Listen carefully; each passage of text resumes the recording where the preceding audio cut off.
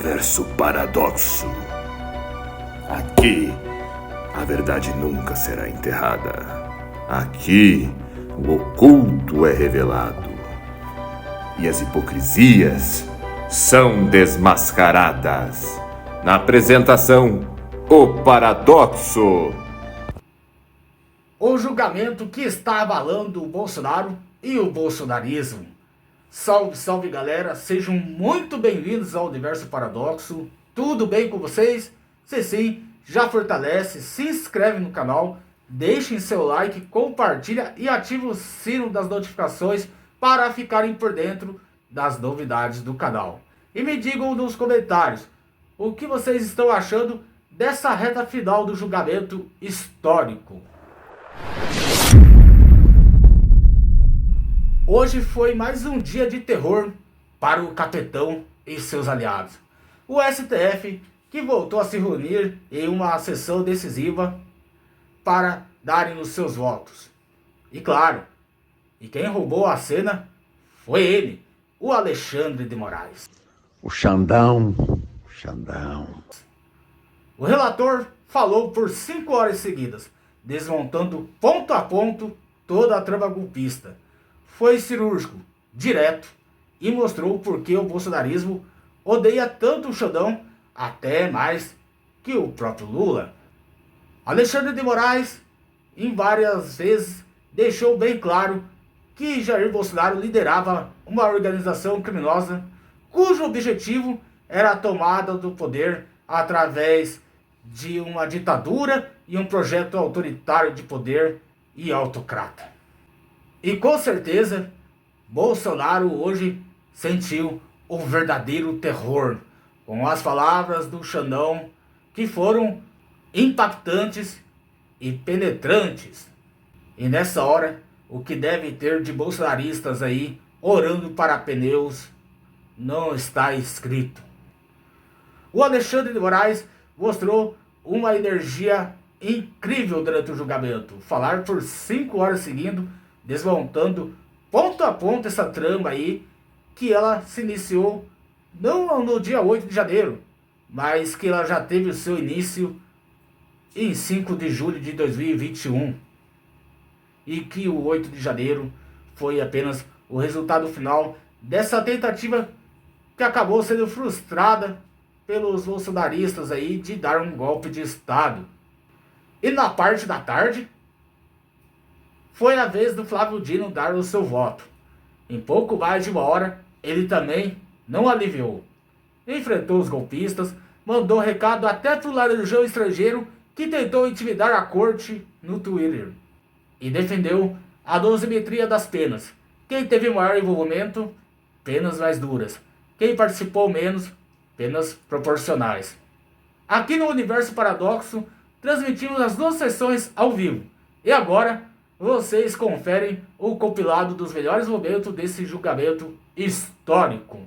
Não é uma mensagem de um delinquente do PCC para outro. Isso é uma mensagem do diretor da ABIN para o então presidente da República. A organização criminosa já iniciava os atos executórios para se manter no poder, independentemente de qualquer coisa, e para afastar o controle judicial previsto constitucionalmente. E ainda com ofensas à lisura e integridade de ministros do Supremo. O réu Alexandre Ramagem, na mensagem a Jair Bolsonaro, diz: os 3 ministros do Supremo estão contra a segurança no pleito eleitoral, a evolução das urnas e o estabelecimento de integridade e transparência. Na parte técnica, a urna já está sem credibilidade, assim como o STF termina a mensagem. Ao acusar os ministros do Supremo Tribunal Federal de corrupção, dizendo: eu não vou falar que o Fachin está levando 30 milhões de dólares. Não vou falar isso aí. Que o Barroso está levando 30 milhões de dólares. Não vou falar isso aí. Que o Alexandre de Moraes está levando 50 milhões de dólares. Não vou falar isso aí. Não vou levar por esse lado. Mas algo esquisito está acontecendo. Esse cidadão que está aqui é um marxista, advogado do MST. Não sou eu, ministro Flávio. Aqui a referência foi o ministro Fachin. Eu também não. O Alexandre de Moraes, vocês sabem qual é a vida pregressa dele. O Barroso, vocês sabem também. Indagado no interrogatório judicial por esse magistrado, na 42ª pergunta que esse magistrado fez, ministro Flávio, após os advogados terem feito 14 perguntas, indagado pelo relator, se desculpou, disse que era o jeito dele, que não tinha nenhuma prova, só que aí demonstrou qual o modus operandi do líder da organização criminosa. Disse que não tinha nenhuma prova, mas que se fossem outros 3 ministros, falaria a mesma coisa. Na verdade, não tinha prova em relação a esses 3. Falou em relação a esses 3 porque um tinha sido presidente, outro era e o outro seria. Ao falar isso, mais do que ofender pessoalmente cada um dos ministros, na verdade, quer descredibilizar o Poder Judiciário como um todo. E seguiu demonstrando a conexão de todos os atos executórios. Vão esperar chegar dia 2 de outubro para tomar providência? Qual seria a providência? Vão esperar dia 2 de outubro para tomar providência? Quem estuda a guerra aí, em dado momento, um vacilo do cara, frente lá, e um palavrão, perdeu a guerra. Ou seja, demonstrando, da mesma forma que na sequência o réu, Paulo Sérgio, afirma, estão em guerra com a Justiça Eleitoral. A Justiça Eleitoral e o Tribunal Superior Eleitoral eram o inimigo a ser vencido, o inimigo a ser derrubado, o inimigo a ser extirpado. Ou seja, os atos executórios, para isso, configuram e consumam o quê? O crime imputado pela Procuradoria-Geral da República. Assim, como afasto a nulidade reiterada pelas defesas de que houve cerceamento de defesa por não haver tempo de analisar todos os megabytes que a Polícia Federal apreendeu. Eu quero aqui relembrar a todos que absolutamente todas as provas utilizadas pela Procuradoria-Geral, pelo Ministério Público, para o oferecimento da denúncia, todas as provas, absolutamente todas as provas utilizadas por cada um desses julgadores para o recebimento da denúncia e durante a instrução processual penal, todas elas estão no processo desde o início e as defesas tiveram, desde lá de trás da defesa preliminar, antes do recebimento da denúncia, total acesso. Essas novas provas que não foram utilizadas pela Procuradoria-Geral, não foram utilizadas pelo juízo, por nenhum dos ministros, para o recebimento da denúncia, e não serão utilizadas para formar um juízo condenatório, ou seja, não há nenhum prejuízo, porque não faziam parte da acusação, e, na verdade, não faziam parte do processo e não fazem parte da acusação. Essas provas foram solicitadas pelas defesas. Houve o deferimento, a Polícia Federal forneceu, e todos os dias as defesas, ou a maioria delas, as defesas reclamavam de não ter tempo hábil.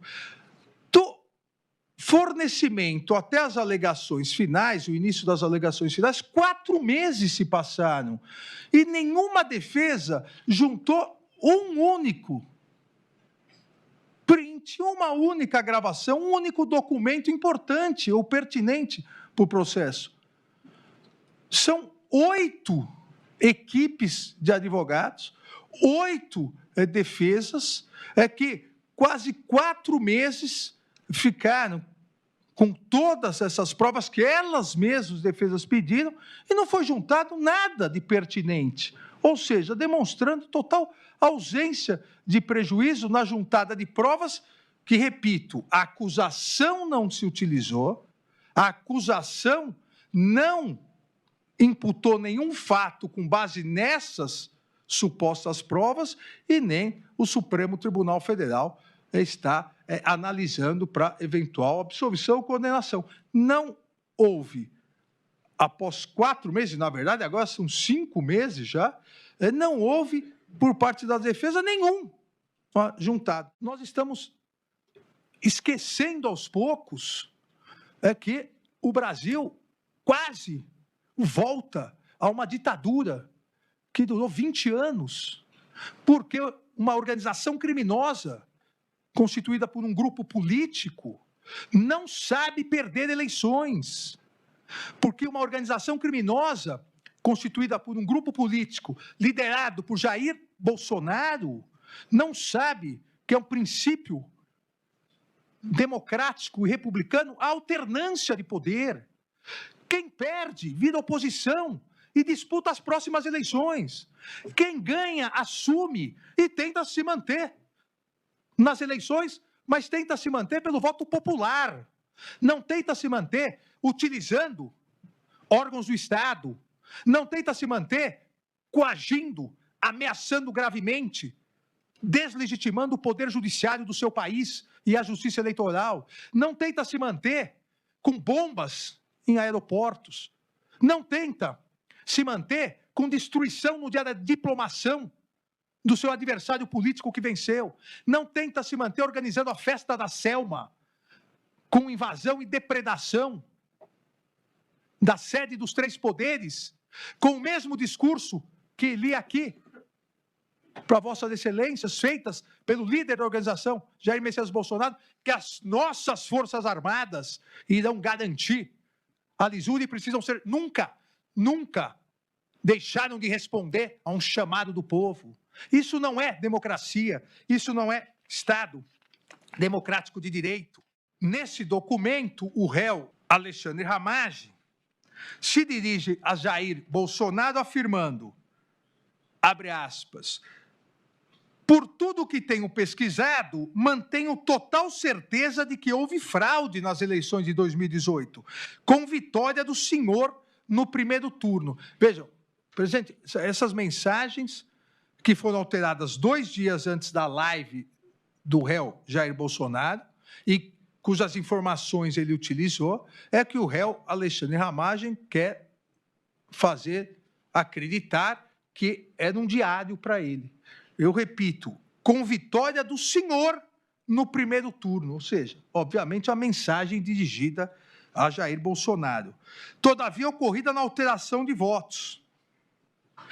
E continua, na realidade, a urna já se encontra em total descrédito perante a população.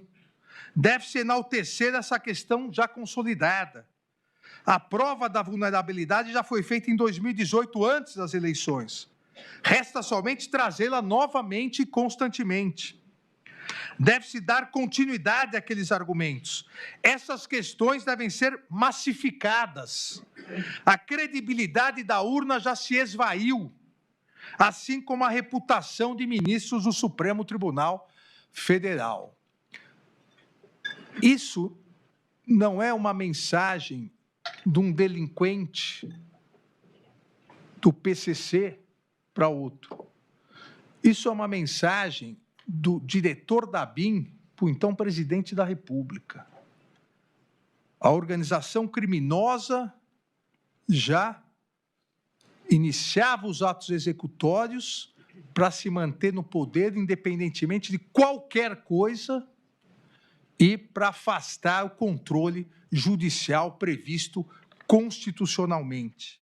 Diante de todo exposto, voto no sentido da procedência total da ação penal para condenar os réus Almir Garnier Santos, Anderson Gustavo Torres, Augusto Heleno Ribeiro Pereira, Mauro César Barbosa Cid, Paulo Sérgio Nogueira de Oliveira e Walter Souza Braga Neto pela prática das condutas de organização criminosa armada, tentativa de abolição violenta do Estado Democrático de Direito, golpe de Estado, dano qualificado pela violência e grave ameaça contra o patrimônio da União e com considerável prejuízo para a vítima e deterioração do patrimônio tombado, observadas as regras de concurso de pessoas e concurso material, em relação a Jair Messias Bolsonaro, pelas mesmas infrações já descritas e a imputação específica de liderar a organização criminosa. E condena o réu Alexandre Rodrigues Ramagem pela prática das condutas de organização criminosa armada, tentativa de abolição violenta no Estado Democrático de Direito e golpe de Estado, deixando de analisar as condutas cuja ação penal foi suspensa pela resolução número 18, 2025 da Câmara dos Deputados. É o voto, senhor presidente. Jamais houve anistia feita em proveito dos altos escalões do poder. Nunca. Nunca a anistia se prestou a uma espécie de autoanistia de quem exercia o poder dominante. E o nosso plenário já teve a oportunidade de se pronunciar sobre isso, quanto ao descabimento de anistia, que esses crimes já foram declarados pelo plenário do Supremo Tribunal Federal como insuscetíveis de indulto, anistia, portanto, dessas condutas políticas de afastamento ou de extinção da punibilidade. Flávio Dino, assim como o relator, rejeitou pontos levantados pela defesa.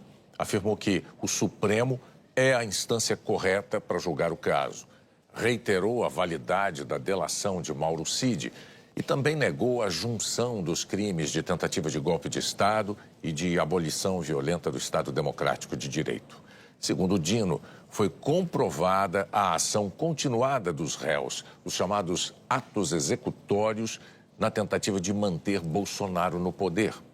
E, segundo ele, tais ações colocaram o Estado Democrático de Direito em gravíssimo perigo. Há um encadeamento entre atos preparatórios que já são atos executórios. E foi isso que, a meu ver, está sobejamente demonstrado nos autos, porque os atos preparatórios já expõem o bem jurídico, Estado Democrático de Direito, a gravíssimo perigo. Creio que, se você está com intuito pacifista e você tem uma irresignação, você vai à missa, vai ao culto. Ou, quem sabe, até acampa na porta da igreja. Mas não, os acampamentos foram na porta de quartéis. E eu sei que se reza nos quartéis, mas, sobretudo, nos quartéis há fuzis, metralhadoras, tanques. Então, a violência é inerente a toda a narrativa que consta dos autos. Não cumprir ordens judiciais é uma violência. E é o risco ou a imposição de um mal injusto e grave a um magistrado. Se você diz, não vou cumprir sua ordem judicial, qual é o passo seguinte? Essa conduta já contém uma grave ameaça. Tanques desfilando, fechamento violento de rodovias federais, ataques ao prédio da PF e a policiais no dia da diplomação presidencial, tentativa de fechar aeroportos. Flávio Dino votou pela condenação dos 8 réus, mas considerou que há diferentes graus de culpa entre eles. O ministro considerou que o ex-presidente Bolsonaro e Braga Neto tiveram papel de maior relevância nos atos que culminaram na tentativa de golpe de Estado. E, segundo Dino, Augusto Heleno, Paulo Sérgio Nogueira e Alexandre Ramagem tiveram participação de menor importância. Por isso, vai propor penas menores para eles. Em relação ao Bolsonaro, aos réus Jair Bolsonaro e Braga Neto, não há dúvida que a culpabilidade é bastante alta. E, portanto, a dosimetria deve ser congruente com o papel dominante que eles exerciam. Em relação a Paulo Sérgio, Heleno, Augusto Heleno e Alexandre Ramagem, eu considero que há uma participação de menor importância. E explico em relação a cada um deles. Alexandre Ramagem, porque ele saiu do governo em março de 2022. E, portanto, ele tem uma menor eficiência causal. A mesma coisa em relação ao Augusto Heleno. Eu não localizei atos exteriorizados de Augusto Heleno no segundo semestre. Não há nos autos que ele estava lá nas reuniões com o ministro da Defesa, com os comandantes, enfim, não vi. E, a meu ver, isso também indica uma menor eficiência causal dele a partir de um certo momento. E, finalmente, em relação ao general Paulo Sérgio. Aqui é um juízo um pouco mais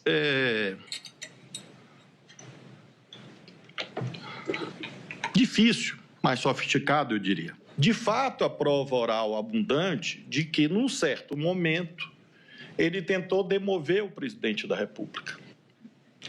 É como se ele viesse com máxima eficiência causal e, de repente, ele inverte o sinal da eficiência causal. O que está mais claro é que foram fatores alheios à sua vontade, ou seja, a não aquiescência do brigadeiro Batista Júnior e do general Freire Gomes, que o levou à frustração do intento de subscrição do documento no dia 14 de dezembro. Mas eu considero relevante a ideia de que ele tentou demover na hora derradeira.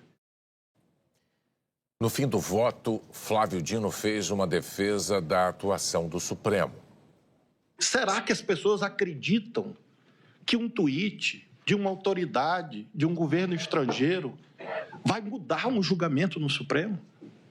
Será que alguém imagina que um cartão de crédito ou Mickey vão mudar o julgamento no Supremo? Pateta. O Pateta, ele aparece com mais frequência, né, nesses eventos todos.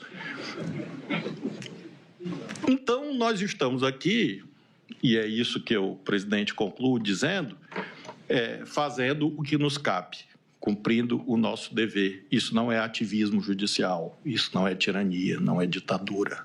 Pelo contrário, é a afirmação da democracia que o Brasil construiu sob o palio da Constituição de 88. E aí, galera? O apavoro do Xandão e do Dino foi suficiente? Bolsonaro sentiu o verdadeiro terror hoje ou ainda está chorando debaixo do cobertor?